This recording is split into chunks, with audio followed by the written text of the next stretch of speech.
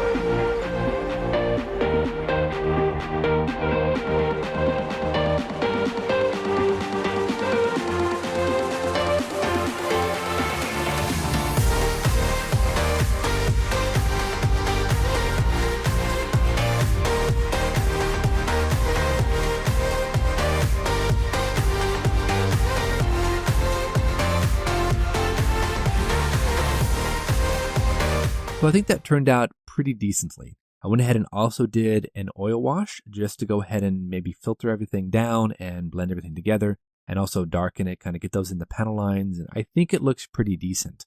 But now we're going to go ahead and come back and I'm going to take some more oil paint. This is burnt umber. And I'm going to go ahead and just trace it along all the panel lines. We're going to start on the wings and then go to the fuselage. And my goal here is to make them a little bit darker right there on each of the panel lines and then kind of feather them out into the center section of each of the panels. I'm going to do that with each panel line, and I'm hoping that this is going to give us the desired effect of it having a little bit of color variation, give it that really cool kind of subtle fading. The North African deserts are notoriously difficult on aircraft and tanks and vehicles. I don't want to go too far with this, but I also don't want to not do anything. So I'm hoping that this is going to be a good stepping off point so we can work with some pastels and maybe do some powder work as well. Oil paints are really cool to work with, and I've seen a lot of videos where model builders do amazing things with oil paints. So I want to go ahead and try it out and see if I can't really kind of push those oil paints, see what they can do. Again, it's not something I'm very adept at doing, so I'm going to just take it nice and slow. We're going to go bit by bit. I'm going to build up these layers very gradually. I guess one could also come in here with some post shade, come in with an airbrush and use different colors to go ahead and darken the panel lines, and then also to lighten the center section of each of the panels. I'm pretty sure that that's what I would have normally done had I not tried the oil paints, but instead I really kind of wanted to try working with oils. Oils are a different medium. I don't really use them that often, but I gotta tell you, they are really forgiving. You can basically apply oil paint onto a model, and if you don't like it, you can come back and you can just wipe it off, and then you can reactivate it with basic paint thinner. I'm going to go ahead and darken the center section of each panel line. We're going to fade it out, blend everything together to each of the panel centers, and then I'm going to go ahead and overcoat that with maybe a white so that that kind of bleaches it down, and I'm hoping to get a really cool subtle transition between dark and light paint. So let's go ahead and kick it back into that time lapse, guys, and see what else we can do, and just keep on going.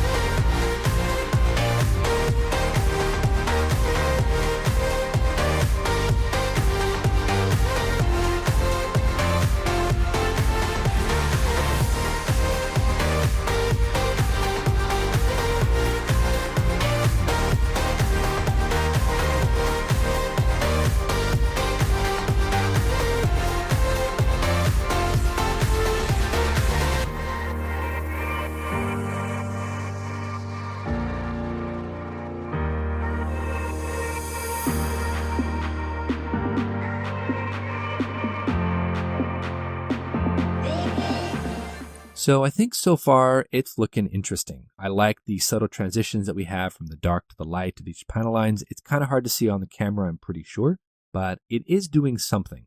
So now we're going to go ahead and move over. I'm going to try my hand at some pastels. We're going to take our earthen pastels. We're going to scrape off certain colors, probably stick with more of the lighter yellows and maybe darker browns. And I'm just going to kind of go over the panel lines, and we're going to attempt to add a little bit more dust. And then I'm going to take some aim weathering powder, and we're going to go over the exhaust areas where the exhaust stains would come back across the sides of the fuselage, and just kind of play with it some more and see what else we can do with some pastels and some weathering powders. So let's keep going.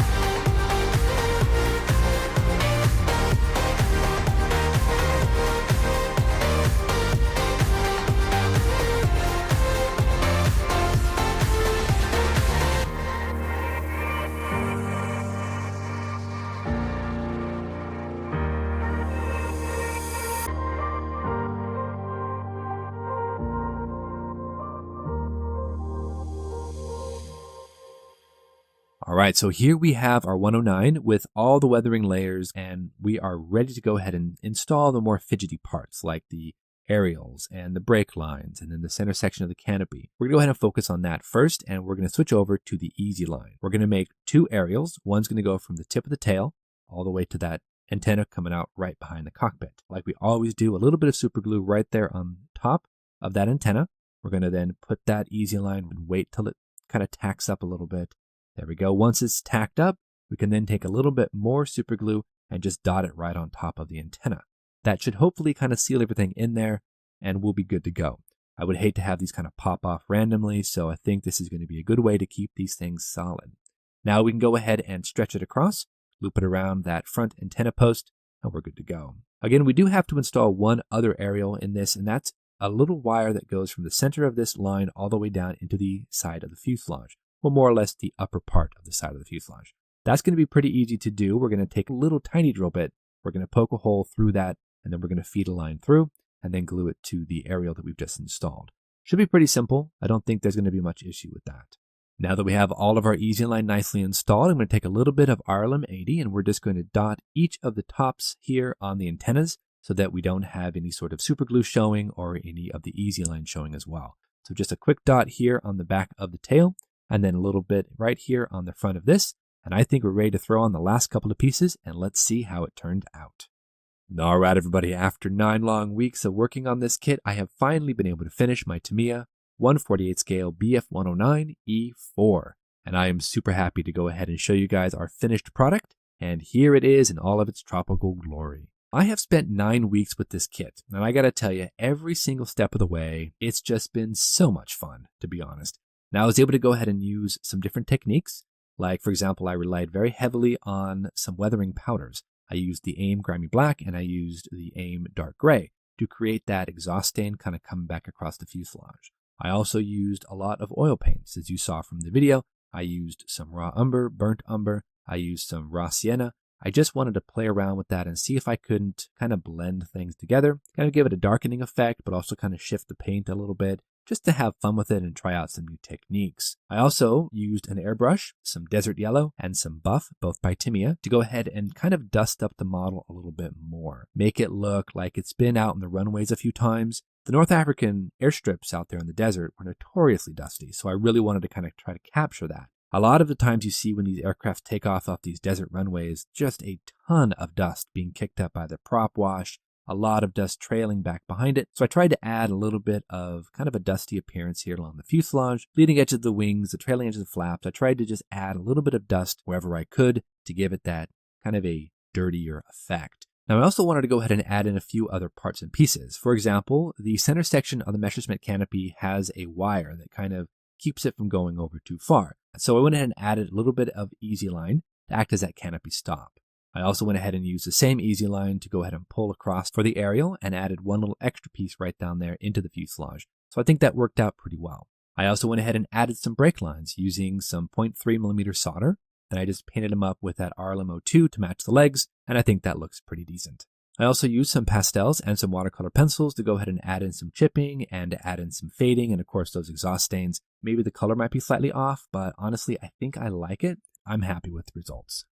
On top of everything else, with all the work I did with the oils and the washes and the powders and all of that, I also wanted to go ahead and add in some insulators for that top aerial. Now they're very prominent in most of the pictures I've seen and other models that I've seen, and I actually used some of this Water Effects by Woodland Scenics. That is a really kind of an extra thick, almost like PVA glue. So I was able to go ahead and just drop each of those right onto the wires, let them dry, and then paint them white. But anyway, guys, thank you so much for joining me here on Ben Builds with Joe season number 3 for our Tamiya 1/48 scale Messerschmitt 109. This has been such a fantastic build. I know Joe finished his a couple weeks ago, but I was just having too much fun with this one, so I kind of kept it going a little bit longer. Sorry about that, Joe. I just had so much fun, and I can't wait to go ahead and to dive on in with another build. I know Joe and I have been talking a little bit offline, so we'll see if we can't get something else worked out for season 4. You never know. Until then, guys, you know the drill. Go out there, get yourself some bench time, have some fun, build something cool. Make sure to stop on by Joe's channel, drop him a like, check out his video. He built a really cool 109 in the European camo. And we will go ahead and see you back here for another episode on Ben Builds. Thank you so much, everybody. Take care, stay safe, and we'll see you soon.